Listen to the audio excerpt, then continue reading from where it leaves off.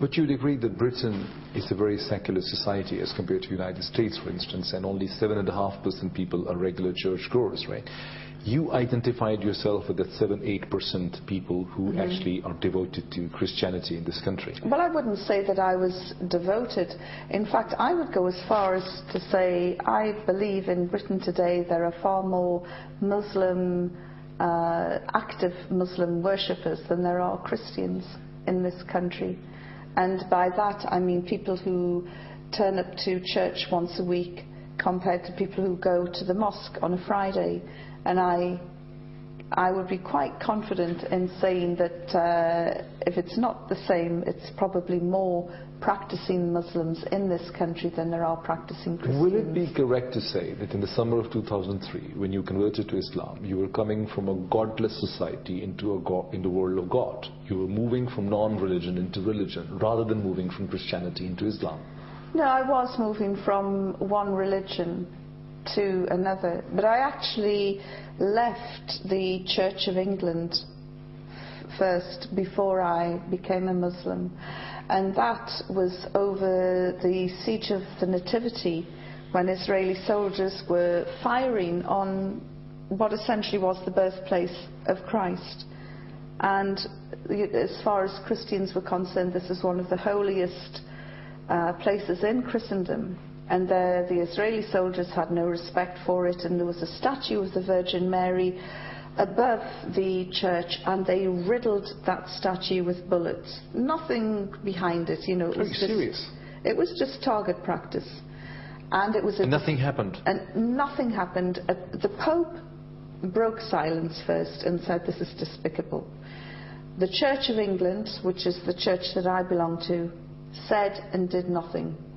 And I was so furious, and I thought, if my church leaders cannot even stand up and defend the birthplace of Christianity, then why on earth would they even stand to defend me? You know, I am nothing.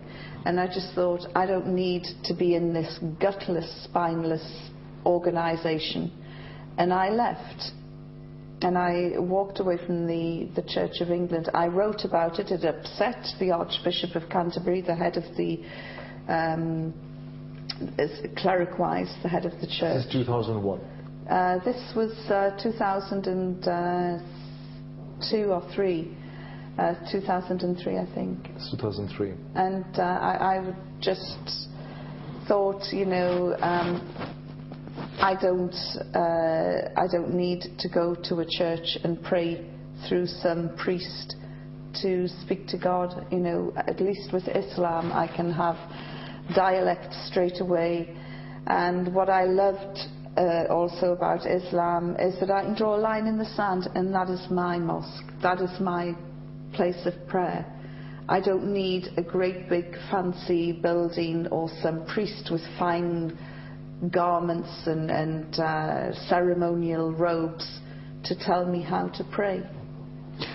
And it's that simplicity about it. When you came back and appreciated Taliban, that it treated you decently, and then subsequently when you converted to Islam, many people were extremely unhappy. Some people brought the concept of the Stockholm Syndrome. They said you had fallen in love, or there was a bonding relationship between you and your captors. Well, they were all very handsome young men, but I was terrified of them the whole time. And I certainly didn't bond with them. I spat at them, I swore at them, I refused to cooperate with them, I shouted at them, I threw things at them.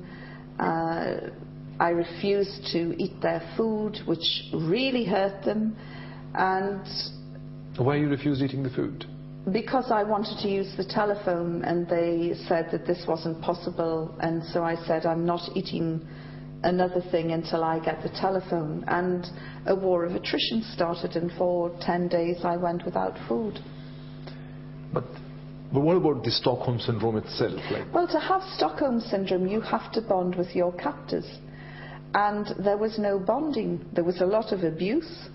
And in fact, when Mullah Omar released me on humanitarian grounds, I don't know who was happier to see me cross back into Pakistan, the Taliban or me. You crossed from Kabul into Peshawar?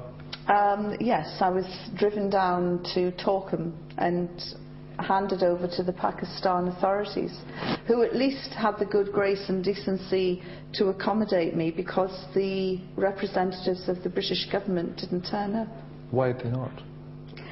They came up with a variety of different excuses, but you know, I discovered that if you're in trouble, one of the worst things to have in your possession is a British passport.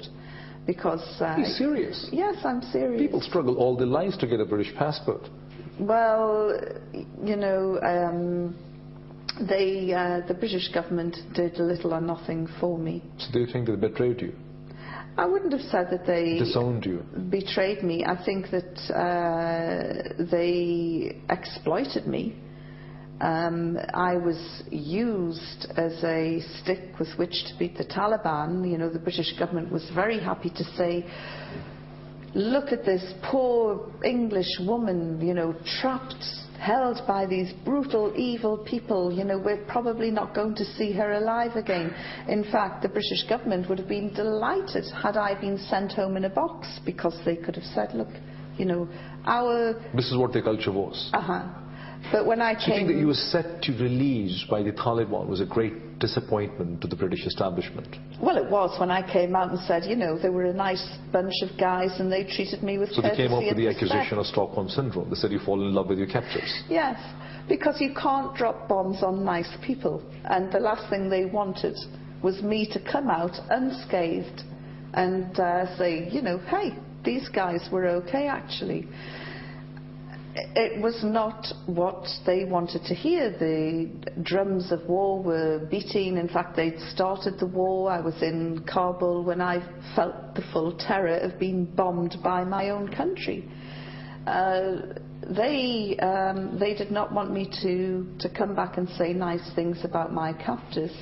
What they wanted me to say were things that I would have said had I been in Abu Ghraib, had I been in Guantanamo Bay, had I been in Bagram, had I been a ghost detainee, had I been shaved, shackled, abused and thrown into an orange suit. In fact, every single thing that happened to people in Abu Ghraib and Guantanamo Bay, I thought would have happened to me, which is why I often address political meetings and say, thank Allah, I was captured by the most evil, brutal regime in the world and not by the Americans. Will it be right to say that you walked out of captivity with the determination to more about this religion, to know more about this religion and these people? You thought that Islam was somehow the responsible for their good character? Well, apart from giving my word, I also thought, you know, as a journalist, it's shocking that I am covering the Middle East and Asia and I know nothing about Islam. And how on earth can I write authoritatively about these people when I know nothing about their faith, which is obviously a way of life? You know, at one stage, somebody asked you a question, that what is the thing that most impressed you about Islam? And you said it is the sisters. You didn't talk of brotherhood. You didn't talk of universal values. You talked of the sisters. The sisterhood in Islam makes Western feminism pale into insignificance. I have met sisters from all over Asia, the Middle East, Australia, New Zealand, North America, right across Europe, South Africa, so many places. And whether they have been formally educated or not, what I have met are women who are inspirational, very strong, very resilient, and they are usually the first educators. And I began to realize the reason why Islam is as strong today as it was 1400 years ago isn't because of the jihadis, isn't because of invading Muslim armies, spreading the word of Islam. It's been the women, because they have handed Islam down to their children, and their children have carried this very precious baton and handed it down to their children. And these, you know, the women are the protectors of Islam. And in fact, you know, as I said before, the very first Quran in book form was given into the protection of a sister. But many people who